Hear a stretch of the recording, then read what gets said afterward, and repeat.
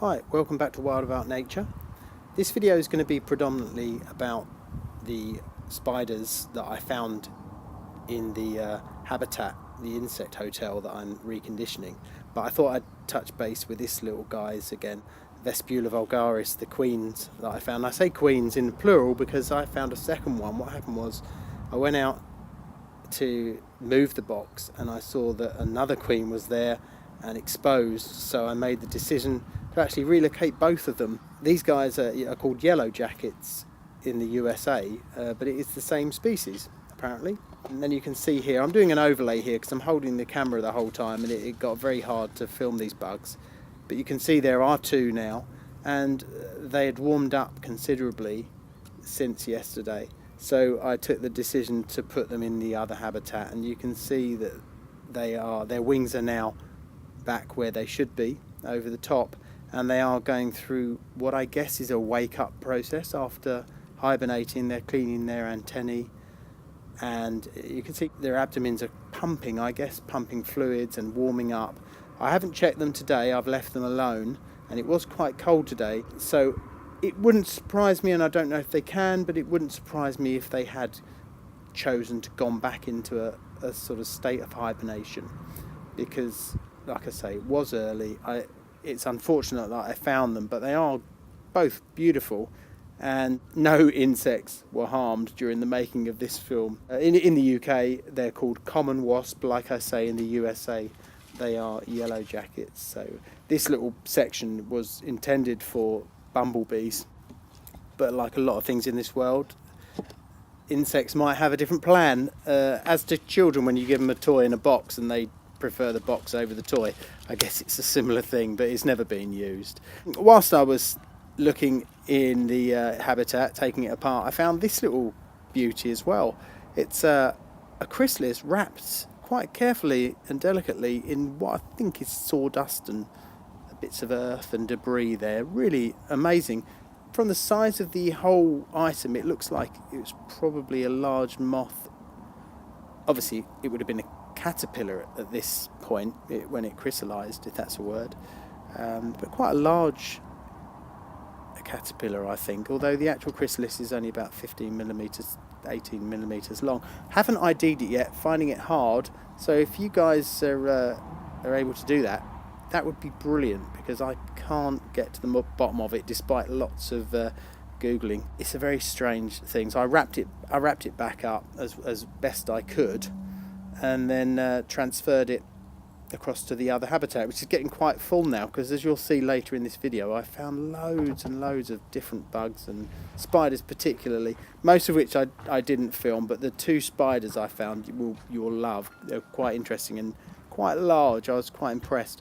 So this is one of the first insect habitats I built. In fact, I think it's the second one I ever built, and everything's got chucked in there, including the two common wasp queens and the two large spiders and this chrysalis, which I hope will be alright. I think it will. I think in the end I tucked it behind some moss, so it will definitely be nice and warm with a gap, as you'll see.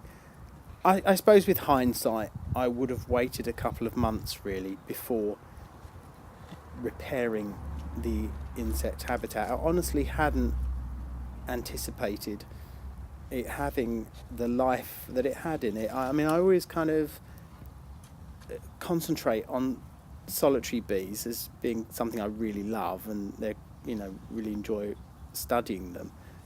And although I make a lot of these things so other insects and invertebrates can use them, I was very surprised about the amount that was in what was my first ever insect habitat. So I tucked this little guy away and went back to work on taking the habitat apart, thinking that all was well in the world. And what did I find? Well, I found two funnels of webbing. That one was quite large, with a flat web on the left and then a funnel to the right, which I later found to be a large house spider, a giant house spider, Tiginaria gigantea, and you can see him there sitting with his front four legs on the edge of the web. And now what happens is, obviously they hunt those. There'll be some tripwire webbing down there, and if you touch the lip of that funnel, you would spring the trap. Whereas this guy here, another tube spider, Segestria florentina, never actually ID'd one of these before, but there's plenty of them about, although never one the size of this one. At this point he had, or she rather, because it was large, she had run out when I interrupted her, and I thought, oh no, I've lost her. And I thought, hang on a minute, where would I go if I was a spider? I would go on the back because it was laying down, so she went underneath, and she was absolutely gorgeous and quite big. Like I say, the biggest one I've ever seen. The females grow about 15 to 22 millimetres, or much bigger than that, although this is the biggest one I've ever seen. The male's, I think, 15 millimetres, so she's definitely female, and you'll see that when she's on my hand later. They're nocturnal, these. Again, they operate, hunting spiders, they operate by sitting with their front four legs on the edge of the web, and when something moves across the funnel, the lip of the funnel, they will nab it. But funnily enough, you know, the weird thing is, I thought this can't be a hunting spider because there were wood lice all over the web and in the web with her. And I thought, well, that, you know, she's got either ready meals or something's wrong here. But when I researched the spider, they don't appear to eat wood lice. Now, I have no idea why. Their jaws here, the pedipalps are the thing that manipulate the food, and I don't think you can see them in this shot here. But their jaws, which are in between those, are in fact fluorescent green, but you can't really see it. But she was absolutely beautiful. They also can give a nasty bite, but I mean, if I couldn't annoy this spider anymore by trying to save it, I had to prod it with a stick to try and get rid of it, and I don't like doing that. Like I say, I'm not into disturbing things, but I was committed at this point, so I had to rescue her. And I was, surprised she didn't give me a nip, and I have been nipped by spiders before. I've owned a Brachypelma smithy, which is a red-knee tarantula, before. She used to get very annoyed with me, and once she put urticating hairs in my eye, which meant I had to go to hospital, but that's another story. This female was one of the best spiders I've ever found in the garden, even better than the white death crab spider, which you can see on one of my videos, Misumena vitia. But this was a really, really lovely find. So I was pleased with that, and unfortunately, those two beautiful homes, that I had to move them. Luckily, this spider didn't have any eggs in her funnel, which was really good. And despite that, even with this particular breed, apparently when the spiders, the younglings, are born, they will disperse, or if she's dead at that point, they will eat her, but they don't stay with their mother.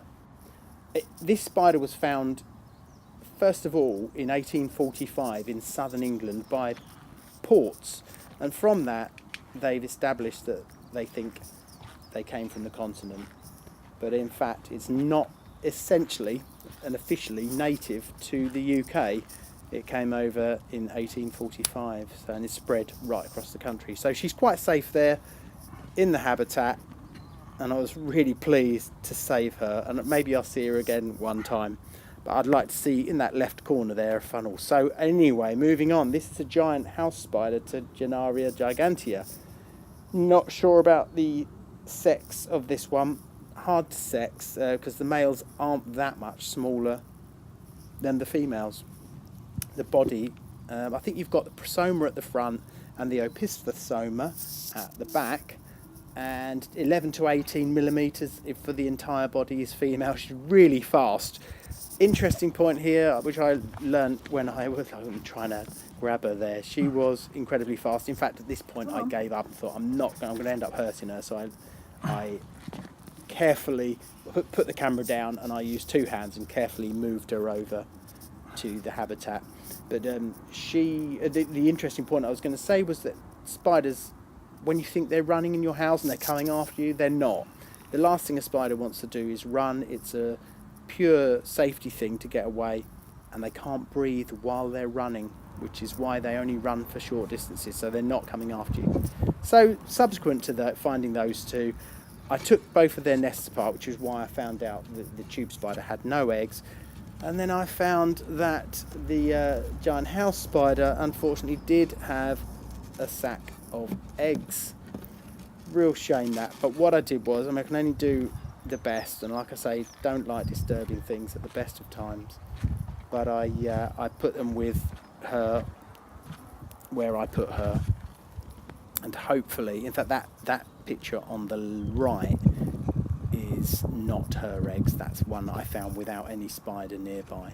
I may have disturbed that one too, but there on the right hand side of the screen there you can see where I put her eggs, which is where I put her. So hopefully I don't know if they can smell that they are belonging to her. Hopefully she'll take ownership of them.